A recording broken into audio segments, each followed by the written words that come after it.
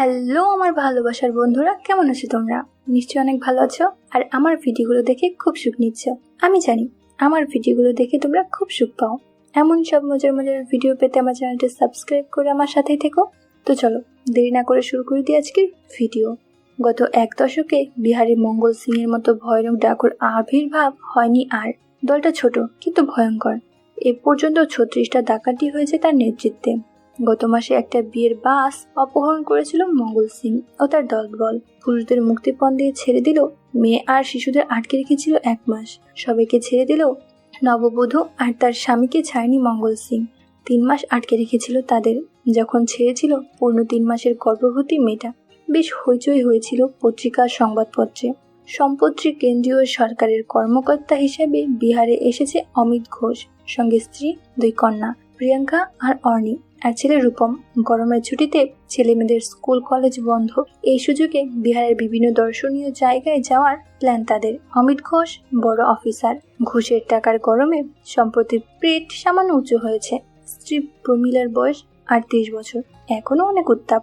এই বয়সেও যথেষ্ট ভালো ফিগার, তবে নিয়মিত মেনটেন করলেও কোমরের মৃদু মেতের কারণে তাকে অতিরিক্ত আবেদনময়ী করে তুলেছে। 3টি সন্তানের মা হিসেবে বেশ ভালো মাপের ওই দুটো। বড় মেয়ে প্রিয়াঙ্কা দেখতে তেমন সুন্দরী না হলেও সবকিছু একদম ঠিকঠাক। এই কারণে বাপের কলিগ থেকে শুরু করে ভাইয়ের বন্ধুরা যে এলাকায় থাকে তার আশেপাশের ছেলে বুড়ো সবাই তাকে মনে মনে কামনা করে। সত্যি বলতে কি, তাকে একবার দেখার পর নিজেকে নিজে শান্ত করেনি এমন মহাপুরুষ খুঁজে পাওয়া ভার। উচ্চতা 5 ফিট 5। সবার আগে দৃষ্টি কাড়ে তার ও দুটো। বেশ কিছুদিন এদিক ওদিক ঘুরে কয়দিন জঙ্গল পাহাড়ের রূপ দেখার জন্য রাঁচি থেকে উত্তরের জঙ্গলে ধারে ছোট্ট স্টেশনে এসেছে তার পরিবার নিয়ে। এলাকাটা সম্বন্ধে মঙ্গল সিং এর সম্পর্কে শুনেছে অমিত। অনেকে তাকে সাবধান করার চেষ্টাও করেছে, কিন্তু অমিত তার স্বভাব সুলভ দাম্ভিকতা দিয়ে পাত্তা দেয়নি সেসব কথা। ডাকাত সে আবার কি, যত সব কেউ লোকজনের পাগলামি। ছেলে মেয়ে স্ত্রীর সাথে এই বিষয় নিয়ে একজোট হাসাহাসিও হয়েছে তার। বিকেলবেলা রাঁচিতে ফেরার সিদ্ধান্ত নেয় অমিত। জঙ্গলে ডাক বাংলোর কিছুটা দূরে স্টেশন। ট্রেন একটুর জন্য মিস হয়ে গেছে তার। স্টেশন মাস্টার তার জন্য ততস্থ। লোকটা বিহারি হলেও ভালো বাংলা বলে। স্যার, আজ যাবেন, যদি আগে জানাতেন তাহলে ট্রেন একটু লেট করতাম। হাত কচলে বলে লোকটা। আর কোনো ট্রেন নাই? বিরক্তি গলায় লোকটাকে জিজ্ঞাসা করে অমিত। না স্যার, একটাই ট্রেন, বাস নেই। এবার জিজ্ঞাসা করে রূপম। কথাটা শুনে আটকে ওঠে স্টেশন মাস্টার। বলো কি বাবা, বাসে করে ওই পথে অত্যন্ত তোমাদের যাওয়া চলবেই না। তার উপর বৌদি আর মামনিরা আছেন। কেন? ভুরু কুচকে জিজ্ঞাসা করে অমিত। আপনারা মঙ্গল সিং এর নাম শোনেননি? হাত তুলে লোকটাকে থামিয়ে দেয়।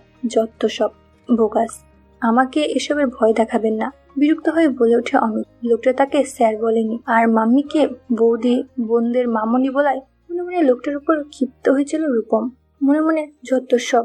গিয়েও লোকজন গালাগাল দিয়ে, ড্যাড, আমাদের মনে হয় বাসে যাওয়াই ঠিক হবে, বলে রূপম। এমন কথা বলো না বাবা, আবার বলতে চায় লোকটা। তাকে থামিয়ে দেয় অমিত। দেখুন তো বাস কয়টায়, আর 4টা টিকিটের ব্যবস্থা করুন, বলে লোকটাকে পকেট থেকে 1000 টাকার একটা নোট বের করে দেয় অমিত। কিন্তু টাকাটা নিতে ইতস্ত করে বলেন লোকটা। কোনো কিন্তু নাই, ওই রাস্তায় সিআইপির টহল আছে না।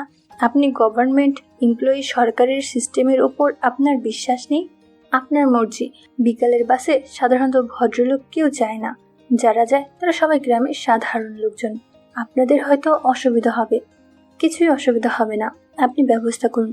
লোকটা বেরিয়ে যেতে নিচু গলায় ইডিয়েট বলে বাপের দিকে তাকিয়ে একটা সর্বজান্তা হাসি দেয় রূপম। জবাবে মাথা ঝুলিয়ে ছেলেকে সম্মতি জানায় অমিত। একটু পরে তাদের বাসে তুলে দেয় স্টেশন মাস্টার। তাকে একটা শুষ্ক ধন্যবাদ দেওয়ার প্রয়োজনীয়তা অনুভব করে না অমিত ঘোষ। বাস স্টপে একটা লোক ভিক্ষুক চোখে অমিতের বাসে ওঠা লক্ষ্য করে। বাস ছেড়ে দিতেই ব্যস্ত ভঙ্গিতে যেন কথা বলে কার সাথে, তারপর কোথায় যেন উধাও হয়ে যায়। বাসের সবচেয়ে ভালো 3টা সিটের রো নিয়ে বসেছে অমিতের পরিবার। প্রথম সিটে অমিত, অর্ণি, দ্বিতীয় সারিতে প্রিয়াঙ্কা বসেছে মার সাথে, শেষের সিটে রূপম। আর তার পাশের কোনো প্যাসেঞ্জার বসতে দেয়নি। শেষ বেলায় বাস প্যাসেঞ্জারের সম্পূর্ণ ভরা। দাঁড়িয়ে যাচ্ছে কিছু যাত্রী, 2-1 ছাড়া সবাই লোকাল লোক। তাদের লোভী দৃষ্টি 3টা অপরূপ সুন্দরী নারীর উপর স্থির হয়ে লেপ্টে থাকে। প্রিয়াঙ্কার পরনে যথারীতি টাইয়ের জর্জেট কামিজ, ওনার ঠিক করার সময় বারবার প্রদর্শিত হয়। প্রমিলার পরনে কালো সিল্কের শাড়ি, ম্যাচিং স্লিভলেস ব্লাউজ। সামনে বসা দাঁড়িয়ে থাকা লোকাল প্যাসেঞ্জারদের লোভী চোখের সামনে তারা ভেসে উঠেছিল বারবার। সবচেয়ে সৌভাগ্যবান বাসের হেল্পার পাদানিতে দাঁড়িয়ে থাকার তার দৃষ্টির সীমা ছিল অনেক দূর। দুপাশে গহীন বন শুরু হয়। বেশ কিছু দূর যাওয়ার পর হঠাৎ তীব্র ঝাঁকুনি, থেমে যায় বাসটা। কে যেন মোটা মোটা কতগুলো গাছের গুঁড়ি ফেলে রেখেছে রাস্তার উপর। কিছু বোঝার আগে মুখে কাপড় বাঁধা কতগুলো লোক ঘিরে ধরে বাসটা। কে যেন ফিসফিসিয়ে বলে মঙ্গল সিং। কিছু করার আগেই বাসে উঠে পড়ে 4 জন লোক। দুই পাশে বাহু চেপে প্রমিলা আর প্রিয়াঙ্কাকে টেনে নিয়ে চলেছে। 2 জন ডাকাত অর্ণিকে কাঁধে ফেলে এগিয়ে যাচ্ছে। অচেতন রূপমকে বয়ে নিচ্ছে 2 জন। বাসের ভেতরে বোন আর মায়ের গায়ে হাত পড়তেই রক্তের গরমে বাহাদুরি করতে গিয়েছিল ছেলেটা, কিন্তু মঙ্গল সিং এর একটা থাপ্পড় পড়তেই প্যান্টে ভিজিয়ে সে যে জ্ঞান হারিয়েছে, এখনো জ্ঞান ফিরেনি তার। ভাষা হারিয়ে ফেলেছে অমিত ঘোষ। কোথায় পুলিশ, কোথায় সিআরপি? অনায়াসে তাদেরকে বাস থেকে তুলে নিয়ে যাচ্ছে ডাকাতগুলো। বড় অফিসারের ক্ষমতার দম্ভ হওয়া মিলিয়ে গেছে তার। মঙ্গল সিংকে দেখার পর থেকেই গরমীয় শীতকালের মতো থেকে থেকে কাঁপুনি উঠছে তার শরীরে। এমন ভীতিজনক চেহারা আগে দেখেনি সে। ছোটখাটো একটা দৈত্য। 8 ঘন্টা পর একটা পাহাড়ি ঢালের পাদদেশে পৌঁছায় তারা। একটা মোড়ের মতো জায়গায় 4দিকে 4টা পথ চলে গেছে গহীন জঙ্গলের দিকে। এখানে এসে কাপড় দিয়ে তাদের চোখ বেঁধে দেয় ডাকাতগুলো। 8 ঘন্টা কিছু দূর যাওয়ার পর লাড়কি ওর মামি কো কাঁধে পে লেলো মঙ্গল সিং এর গমগমে গলার আদেশ শুনতে পায় অমিত। সেই সাথে প্রিয়াঙ্কা আর প্রমিলার ছেড়ে দে না প্রতিবাদ ভেসে আসে তার কানে। জবাবে হো হো করে সম্মিলিত হাসি, সেই সাথে ধস্তাধস্তি শব্দ। অমিত পথ আসতে আসতে দেখে সে প্রমিলা আর প্রিয়াঙ্কার ওই দুটোতে ছুঁয়েছে অনেকবার। ছাড় ছাড় প্রিয়াঙ্কার কাতর গলা। কিউ প্যারি আছি নেহি লাগতি। একজন ডাকাতের গলায় গার্মি উতরি নেহি বলে আরেকজন উতরেগি আস্তে নেপে লেখার কথাটা শেষ করতেই হো হো হাসির হুল্লোড়। আগে 12 ধমক দেয় মঙ্গল সিং।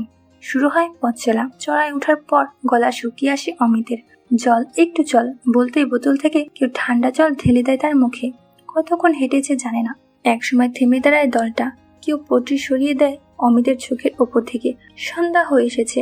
আবছা আধারে দেখে অমিত চারদিকে উঁচু পাহাড়ের মাঝে 2000 বর্গফুট খোলা জায়গা। পাহাড়ের মাঝ দিয়ে শুরু একটি মাত্র প্রবেশ পথ।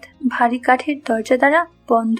খোলা জায়গায় বেশ কতগুলো কাঠের চালাঘর। পাশে একটা ঝর্ণা, যেটা কিছু দূর এগিয়ে যেয়ে মিশেছে পুকুরের মতো ছোট্ট একটা হ্রদে। উঠানের মতো জায়গাটায় পাশাপাশি বেশ কতগুলো খুঁটি পোতা। তাদের বাপ বেটাকে বেঁধে ফেলতে অর্নি এক টানে ছুটে দেয় একটা ডাকাত।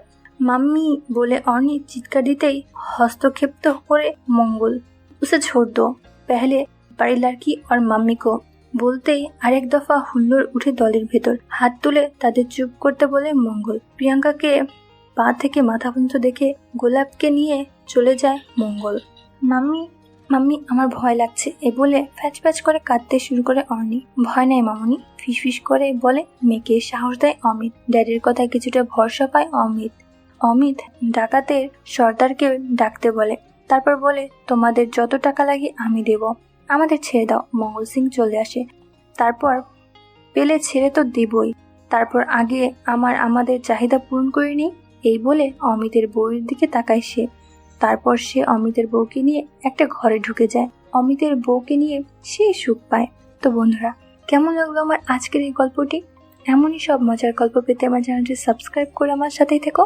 আমি তোমাদের জন্য এমনই সব মজার ভিডিও নিয়ে আসবো। তোমরা সবাই অনেক অনেক ভালো থেকো। Bye bye.